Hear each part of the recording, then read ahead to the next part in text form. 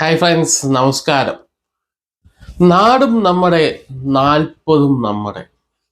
തമിഴ്നാട്ടിലെ ADMK മുന്നണിയുടെ മുദ്രാവാക്യമാണ് AIADMKയുടെ മുദ്രാവാക്യം. പോണ്ടിച്ചേരി ഉൾപ്പെടെ 40 പാർലമെന്റ് മണ്ഡലങ്ങൾ പിടിക്കുമെന്നാണ് അവർ പറയുന്നത്. SDPയും ആ മുന്നണിയിലാണ്. SDPയുടെ ദിണ്ടിഗൽ സീറ്റ് ഇന്നലെ തൃച്ചിയിൽ വലിയൊരു സമ്മേളനം നടക്കുകയുണ്ടായി. തമിഴ്നാടിന്റെ ചരിത്രത്തിൽ ഏറ്റവും കൂടുതൽ ആളുകൾ പങ്കെടുത്ത തിരഞ്ഞെടുപ്പ് കൺവെൻഷൻ എന്ന ഖാദി ആ പരിപാടിക്ക് കിട്ടി. വൻ വിജയമായിരുന്നു. വൻ വിജയം. CPMന്റെയോ അല്ലെങ്കിൽ BJP മുന്നണിയിലുള്ള പട്ടാണി മക്കൾ കക്ഷികളുടെ ഒന്നും ഒരു റാലിയോ പ്രചരണമോ ഇപ്പോൾ ദിണ്ടിഗലിൽ കാണാൻ സാധിക്കുകയില്ല. എങ്ങും SDPI ADMK മയമാണ്. അവരത്രത്തോളം വിജയം ഉറപ്പിച്ചു കഴിഞ്ഞു. എവിടെ നോക്കിയാലും വലിയ രീതിയിലുള്ള പ്രചരണങ്ങൾ, ആളുകൾ കൂടുന്നു.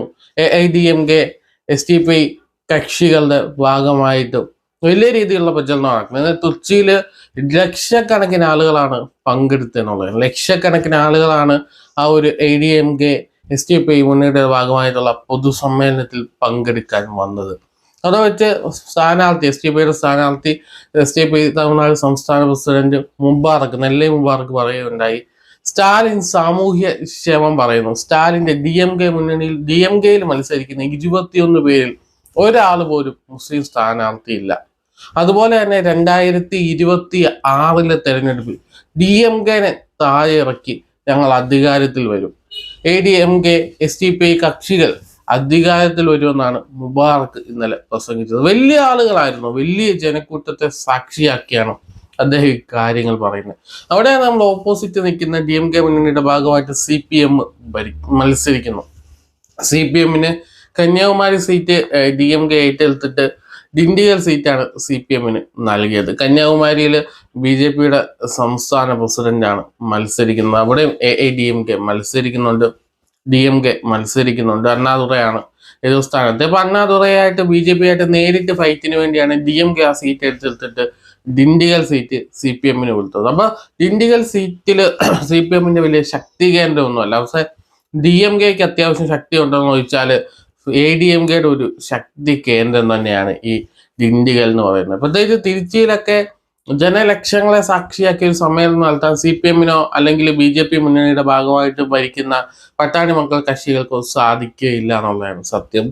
BJP ഒക്കെ അല്ലെങ്കിൽ പട്ടാണി മക്കൾ കക്ഷിയൊക്കെ 1 ലക്ഷത്തിൽ താഴെ വോട്ടുകൾക്ക് ഒതുങ്ങുമെന്നാണ് പറയുന്നത്. CPM 1-2 ലക്ഷം വോട്ടുകൾ പിടിക്കുക. 5 ലക്ഷത്തോളം വോട്ടുകൾക്ക് SDPI അവിടെ വിജയിക്കുമെന്നാണ് ഈ ജനക്കൂട്ടം വിളിച്ചു പറയുന്നത്.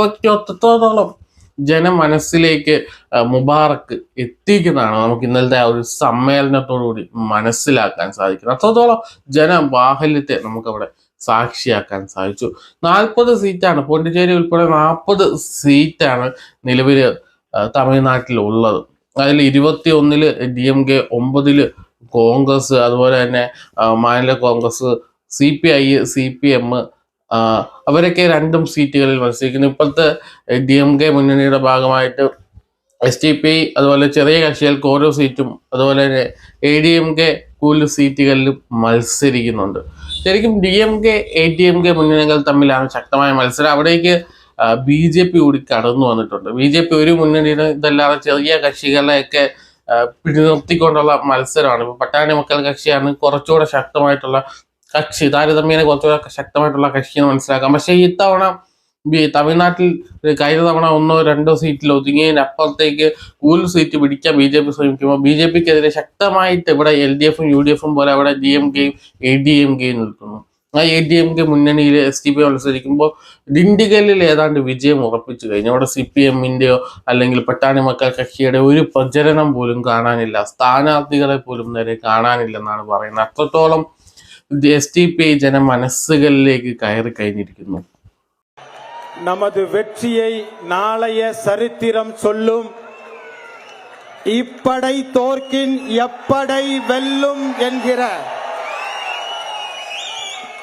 தமிழகத்தினுடைய திருப்புமுனையாக திகழ்கிற நடைபெறவிருக்கிற நாடாளுமன்ற தேர்தலில் 40 வேட்பாளர்களை அறிமுகம் செய்து வைக்கிற அஇஅதிமுக தலைமையிலான இந்த மாபெரும் கூட்டணிக்கு தலைமை ஏற்று வழிநடத்தி கொண்டிருக்கிற நேற்றைய தமிழகத்தினுடைய முதல்வர், இன்றைய தமிழகத்தினுடைய எதிர்க்கட்சி தலைவர், நாளைய தமிழகத்தினுடைய முதல்வர் மாண்புமிகு அண்ணன் எடப்பாடியார் அவர்களுடைய தலைமையில் நடைபெற்றுக் கொண்டிருக்கிற இந்த மாபெரும் எழுச்சி மிகுந்த கூட்டத்திலே வேட்பாளர்களை அறிமுகம் செய்து வைக்கிற இந்த கூட்டத்தில் கலந்து கொண்டிருக்கிற மரியாதைக்குரிய அண்ணன் எடப்பாடியார் உள்ளிட்ட மாண்புமிகு தமிழகத்துடைய முன்னாள் அமைச்சர் பெருமக்களே, சட்டமன்ற நாடாளுமன்றத்துடைய உறுப்பினர்களே, தேசிய முற்போக்கு திராவிட கழகத்தினுடைய பொதுச் செயலாளர்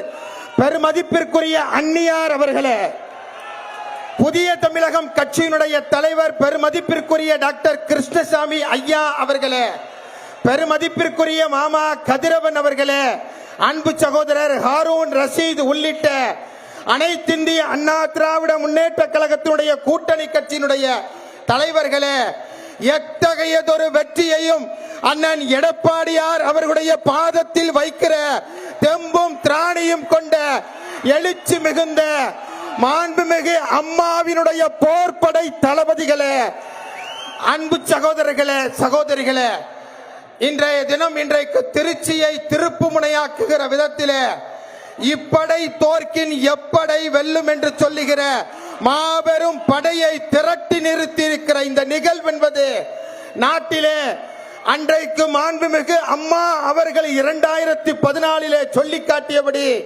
அந்த மோடியா இந்த லேடியா என்று சொல்லி காட்டினார்கள். இன்றைக்கு அதே பூமியிலே நின்று கொண்டு அந்த மோடியா இந்த அண்ணன் எடப்பாடியா என்று சொல்லுகிற மாபெரும் வரலாற்று சாதனையை 2024 பாராளுமன்ற தேர்தல் இந்த நாட்டிற்கு காட்டத்தான் போகிறேன். அது மட்டுமல்ல, 2024 முடிகிற தேர்தல் வெற்றி அல்ல, இவற்றி 2026 தொடங்கி திராவிட முன்னேற்ற கழகம் என்கிற ட்ரக் முன்னேற்ற கழகத்தை அரியணையிலிருந்து அகற்றி ஒன்றுமில்லாமல் ஆக்குகிற ஒரு மாபெரும் சாதனையை படைப்பதற்காக அண்ணன் எடப்பாடியார் இன்றைக்கு இந்த மாபெரும் கூட்டத்தை திரட்டி இருக்கிறார்கள். அன்பிற்கினிய அன்பு சகோதரர்களே, இந்த நிகழ்வு சாதாரண நிகழ்வு அல்ல, இது ஒரு மாபெரும் நிகழ்வு. இன்றைக்கு தமிழகம் முழுவதும் பிரச்சாரம் செய்து கொண்டிருக்கிற திமுகவினுடைய உறுப்பினர்கள், திமுகவினுடைய தலைவர்கள் சொல்லிக் கொண்டிருக்கிறார்கள், தமிழகத்தை பொறுத்தவரை திமுகவிற்கும் பாஜகவிற்கும் தான் போட்டி என்று சொல்லுகிறார்கள். அந்த எண்ணத்தை இப்பொழுது ஸ்டாலின் அவர்கள் மாற்றிக் கொண்டிருப்பார். இன்றல்ல, நாளை அல்ல, எத்தகைய காலத்திலும் தமிழகத்தை பொறுத்தவரை அஇஅதிமுக கூட்டணி தான் ஒரு மாபெரும் எதிர்ப்பாக திமுகவிற்கு இருக்கும் என்பதில் எந்த மாற்று கருத்தும் இல்லை.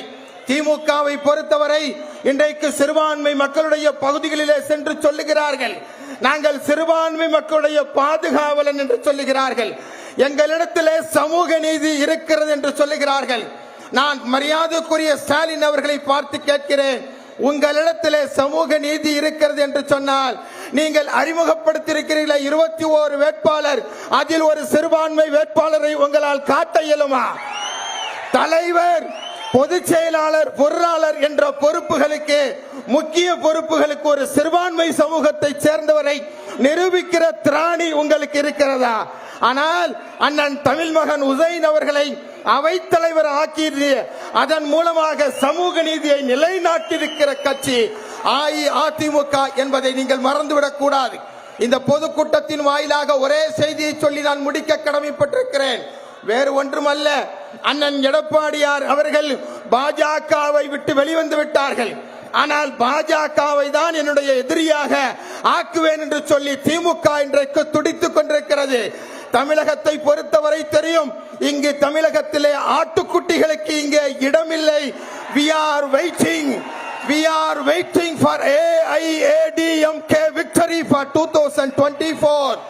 2024 அதிமுகவினுடைய வெற்றிக்காக வேண்டி நீங்கள் மட்டுமல்ல, ஒட்டுமொத்த தமிழகமும் இன்றைக்கு ஏங்கி காத்துக் கொண்டிருக்கிறது என்பதை நீங்கள் மறந்து விடாதீர்கள். அண்ணன் எடப்பாடியார் அவர்கள் எடுத்த இந்த முடிவு 3 கோடி அஇஅதிமுகவுடைய தொண்டர்களை காக்கிற முடிவல்ல, மாறாக ஒட்டுமொத்த இந்தியாவையும் தமிழகத்தையும் காக்கிற ஒரு மாபெரும் முடிவை நீங்கள் எடுத்திருக்கிறீர்கள். நீங்கள் கவலைப்பட வேண்டாம், நீங்கள் அச்சப்பட வேண்டாம். உங்களுக்கு பின்பாக தான் ஒட்டுமொத்த தமிழகமும் தமிழர்களும் இருக்கிறார்கள் என்பதை வரலாறு இன்றைக்கு பதிவு செய்ய காத்திருக்கிறது.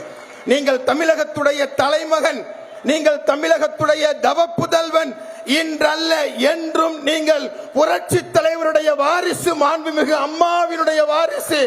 நீங்கள் உங்களது தலைமைத்துவத்தை நிரூபித்திருக்கிறீர்கள்.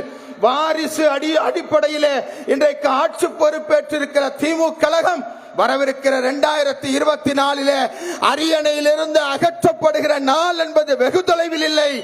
அதற்கு அச்சாரம் கூறுகிற நிகழ்வாக 2024 பாராளுமன்ற தேர்தல் அமையும் என்பதிலே எந்த விதமான மாற்று கருத்தும் இல்லை. அன்பு சகோதரர்களே, ஒரு தேர்தல் அறிக்கையை திமுக வெளியிட்டிருக்கிறது. அஇஅதிமுக ஒரு தேர்தல் அறிக்கையை வெளியிட்டிருக்கிறது. ஏறத்தாழ 500 செய்திகளை திமுக சொல்லியிருக்கிறது. ஆனால் 133 செய்திகளைத்தான் அஇஅதிமுக தன்னுடைய தேர்தல் அறிக்கையில சொல்லியிருக்கிறது. 133 முத்தான திட்டங்களை, தமிழகத்தை ஏமாற்றுவதல்லாத உண்மையிலும் உண்மையான செய்திகளை தமிழகத்திற்கு சொல்லி இருக்கிற அந்த தேர்தல் அறிக்கை தான் 2024 ஹீரோ. நீங்கள் தான் இந்த தமிழகத்துடைய மனசாட்சி என்பதில் எந்த விதமான மாற்று கருத்தும் இருக்க முடியாது. பேரறிஞர் பெருந்தகை சொல்வதை போல அவர்கள் அடித்து அடித்து அவர்கள் பலம் இழக்கட்டும், நீங்கள் அதனை வாங்கி வாங்கி பலம் பெறுங்கள் என்று சொல்வதை போல அஇஅதிமுக எத்தகைய தடைகளையும் எதிர்த்து நிற்கிற திராணி கொண்ட பேர் இயக்கம்.